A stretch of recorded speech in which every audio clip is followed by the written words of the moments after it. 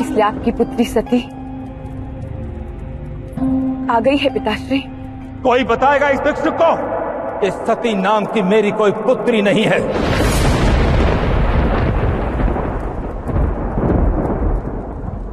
शमशानवासी के साथ निवास करने वाली, दूर करो इस चंडाली को मेरे यज्ञ से।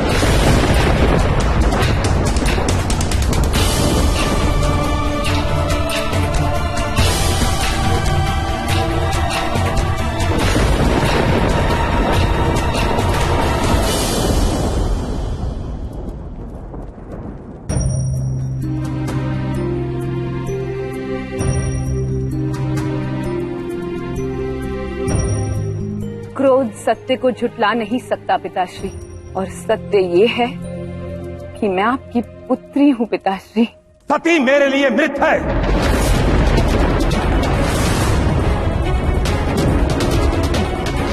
वो तब तक मेरी पुत्री थी जब तक उसके लिए मेरे वचन सत्य थे। उसने मेरी अनुमति के बिना मेरी चौखट छोड़ी। उसको मैं तन मन और संबंध से कब का त्याग चुका हूं, त्याग चुका हूं, त्याग चुका हूं, त्याग चुका हूं।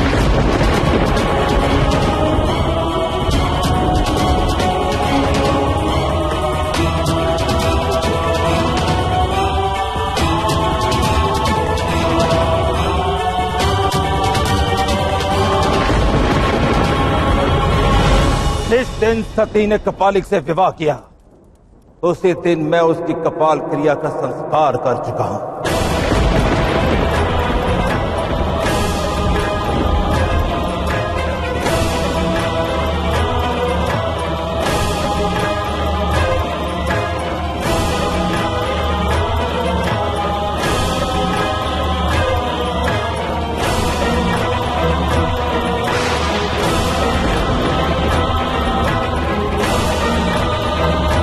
सत्य कहा अपने पिताश्री।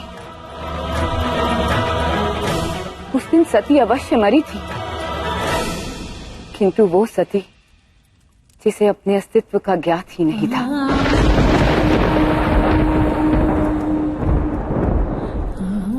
अस्तित्वहीन सती से सत्य रूपा सती ने जन्म लिया था उस दिन। उस दिन मेरा अहंकार मरा, मेरा ज्ञान मरा, मेरे भीतर का अंधकार मरा, और मैंने नया जन्म पाया महादेव की संगिनी बनकर। जिसका नाम ही देवों पर कलंक हो, उसे महादेव कहती हो मूर्ख।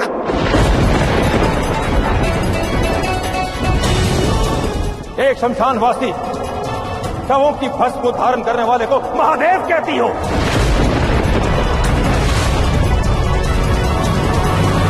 वो देव ही क्या, जो जीवितों का देव हो। देव तो वो जो मृत्यु के पश्चात भी लक्ष्य तक पहुंचाए। हाँ, वो स्मशानवासी है, क्योंकि जीवन के बाद की यात्रा वहीं से शुरू होती है। वो शवों की भस्म अपने शरीर पर मलते हैं इस संदेश के साथ कि जीवित हो या मृत, उन्हें तो सब स्वीकार, कि मृत्यु के पश्चात भी अस्तित्व मिटता नहीं, कि एक शव की भस्म भी किसी का परिधान बन सकती है। जिसका अस्तित्व मनुष्य से बड़ा हो वो देव है, परंतु जो मनुष्यों का अस्तित्व देवों से बड़ा कर दे वो महादेव है, महादेव है, महादेव। जो पुरुष के अहम को प्रकृति में मिलाकर संतुलित कर दे वो महादेव है। जो अबोध दाक्षायणी को कैलाश स्वामिनी बना दे वो महादेव है। हाँ, वो रीत रागी है, पर गर्व है मुझे उन पर। हाँ, वो अपने गले में सर्प धारण करते हैं आभूषण के स्थान पर गर्व है मुझे उन पर। पर्वत जितना ऊंचा होता जाता है, उस पर उगने वाली वनस्पति उतनी क्षीण होती जाती है, और अंत में केवल शांति।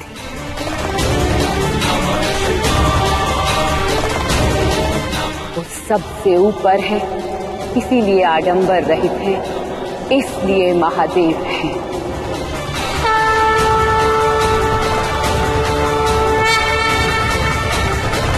अब तुम्हारे इस यज्ञ में आने का वास्तविक कारण समझ में आया।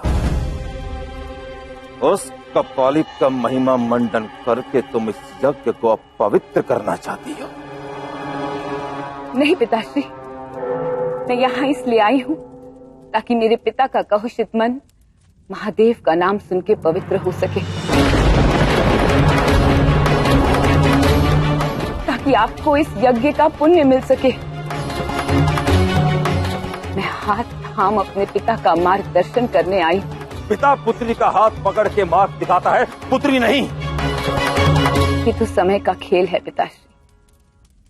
जब संतान छोटी होती है और अपना संतुलन नहीं रख पाती तो पिता उसका हाथ थामता है, परंतु आयु बढ़ने पर यदि पिता अपना मानसिक संतुलन खो दे तो संतान का कर्तव्य है कि पिता का हाथ थामे।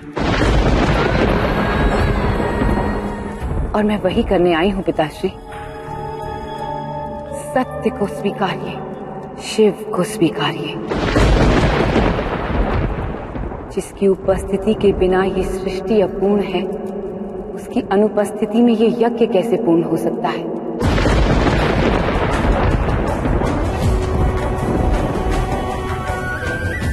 वो आशुतोष हैं पिताश्री, आप उन्हें निमंत्रण दीजिए, वो आपके सारे अपराध भुला देंगे। अब भी विलंब नहीं हुआ।